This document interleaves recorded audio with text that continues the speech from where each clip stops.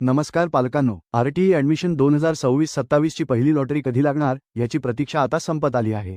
आजच्या व्हिडिओमध्ये आपण पाहणार आहोत की नेमकी लॉटरी किती वाजता जाहीर होईल, तुम्हाला निकाल कुठे बघता येईल आणि एसएमएस आला नाही तर काय करायचे, त्याचबरोबर व्हेरिफिकेशनसाठी कधी जायचे याची सविस्तर माहिती आपण घेणार आहोत।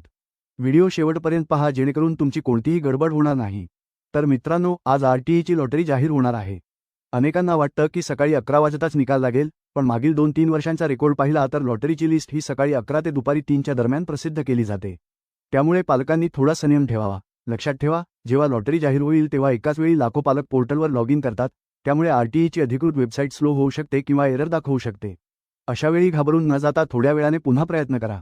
दुसरी महत्त्वाची गोष्ट म्हणजे एसएमएस। अनेकांना एसएमएस येण्यास उशीर होतो किंवा काही तांत्रिक कारणास्तव मेसेज येत नाही।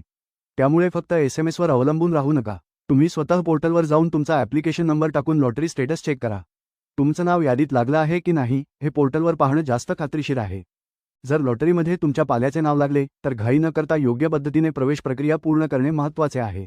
जरी 10 तारखेपासून प्रवेशाची शक्यता असली तरी आमचा सल्ला असा आहे की तुम्ही 11 तारखेपासून व्हेरिफिकेशनसाठी जावे, जेणेकरून तोपर्यंत यंत्रणा पूर्णपणे कार्यान्वित होईल।